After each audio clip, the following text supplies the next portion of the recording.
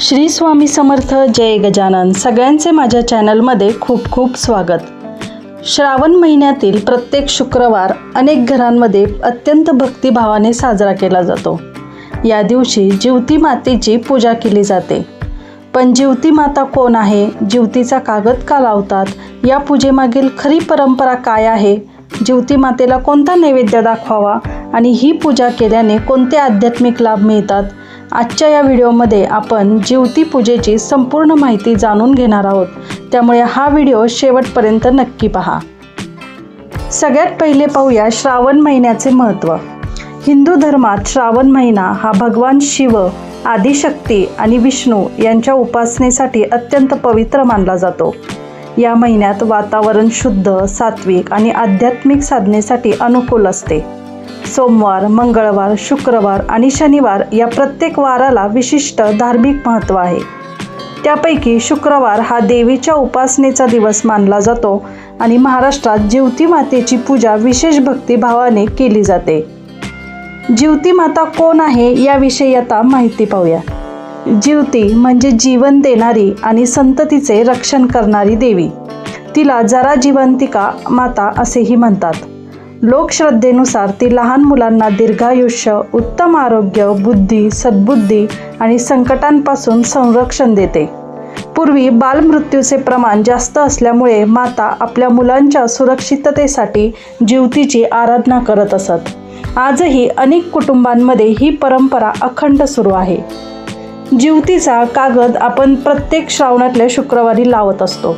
काही जण हे पूर्ण श्रावण महिनाभर हा कागद ठेवतात. मग जिवतीचा कागद का लावतात बरं? श्रावणाच्या पहिल्या दिवशी किंवा पहिल्या शुक्रवारी देवघरात जिवतीचा कागद लावला जातो. हा कागद केवळ चित्र नसून श्रद्धा, संरक्षण आणि मंगलतेचे प्रतीक आहे.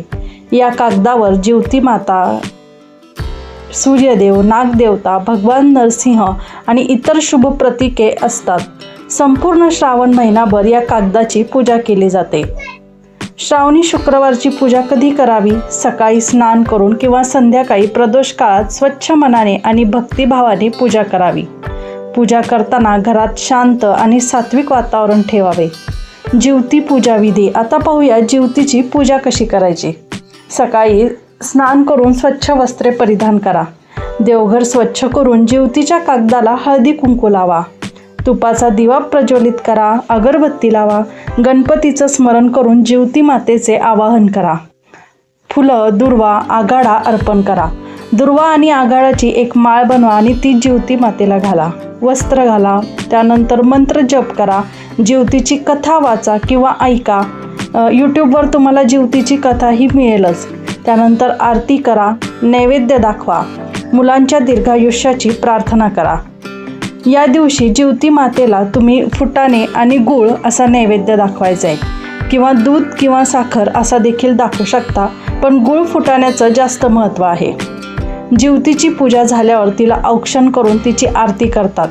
त्यानंतर घरातल्या लहान मुलांना पाटावर बसवून त्यांनाही औक्षण करावे. तुमची मुलं जर परगावी असतील तर चारही दिशांना औक्षण करून अक्षता टाकाव्या आणि हे जिवंतिके, माझे बाळ जिथं असेल तिथं तू त्याचं रक्षण कर अशी प्रार्थना करावी. जिवती पूजेची एक थोडक्यात कथा सांगते. कथा थोडक्यात आहे. पूर्ण कथेचा व्हिडिओ हा नंतर यूट्यूबवर अपलोड केला जाईल. लोकपरंपरेनुसार एका गरीब पण धर्मपरायण स्त्रीला अनेक वर्ष मूल होत नव्हते. तिने श्रावणातील प्रत्येक शुक्रवारी जिवती मातेचे व्रत श्रद्धेने केले. काही काळानंतर तिला पुत्ररत्नाची प्राप्ती झाली. एकदा त्या मुलावर मोठे संकट आले. सर्वांनी आशा सोडली होती, पण त्या आईने जिवती मातेची मनोभावे प्रार्थना केली. देवीच्या कृपेने मुलाचे प्राण वाचले. तेव्हापासून गावातील सर्व माता जिवतीची पूजा करू लागल्या. या कथेतून श्रद्धा, मातृत्व आणि देवावरील अढळ विश्वास यांचा संदेश मिळतो. जिवती मातेचा मंत्र.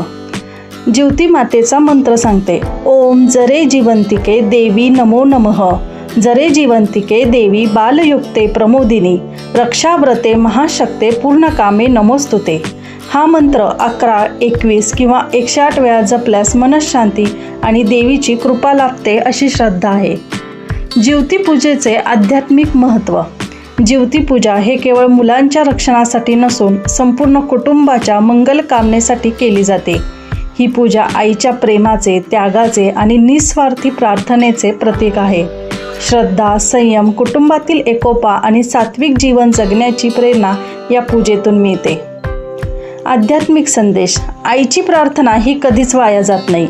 जिथे आईचं प्रेम आणि देवीवरील श्रद्धा असते तिथे ईश्वराची कृपा नक्कीच असते. श्रावणी शुक्रवार आपल्याला प्रेम, श्रद्धा, सेवा आणि संस्कार यांचे महत्त्व शिकवतो. ज्योती पूजेचे वैज्ञानिक दृष्टिकोन काय ते सुद्धा सांगते. श्रावणात हवामान दमट असल्याने स्वच्छता, सात्विक आहार आणि नियमित पूजा यामुळे मानसिक स्थैर्य व सकारात्मक वातावरण तयार होते. कुटुंबाने एकत्र येऊन प्रार्थना केल्याने भावनिक बंध अधिक दृढ होतात. तर श्रावणी शुक्रवारची ज्योतीची पूजा ही महाराष्ट्राच्या समृद्ध संस्कृतीचा आणि मातृत्वाच्या भावनेचा सुंदर वारसा आहे. श्रद्धा, प्रेम आणि विश्वासाने केलेली पूजा मनाला समाधान देते आणि कुटुंबात मंगलमय वातावरण निर्माण करते. आता यामध्ये अजून एक प्रश्न असा तयार होतो की शुक्रवारचा उपवास केला पाहिजे का? तर काही ठिकाणी शुक्रवारी उपवास केला जातो, पण ते तुमच्या याच्यावर आहे उपवास करायचा का नाही. तुमच्या इथे जशी पद्धत असेल त्यानुसार तुम्ही करा. तर आजच्या व्हिडिओमध्ये एवढंच. आजच्या व्हिडिओमध्ये श्रावणी शुक्रवारची ज्योती मातेच्या पूजेविषयी माहिती पाहिली. तर व्हिडिओ कसा वाटला मला नक्की सांगा. व्हिडिओ आवडल्यास चॅनलला लाईक करा आणि चॅनलवर नवीन असाल तर चॅनलला सबस्क्राईब करायला विसरू नका.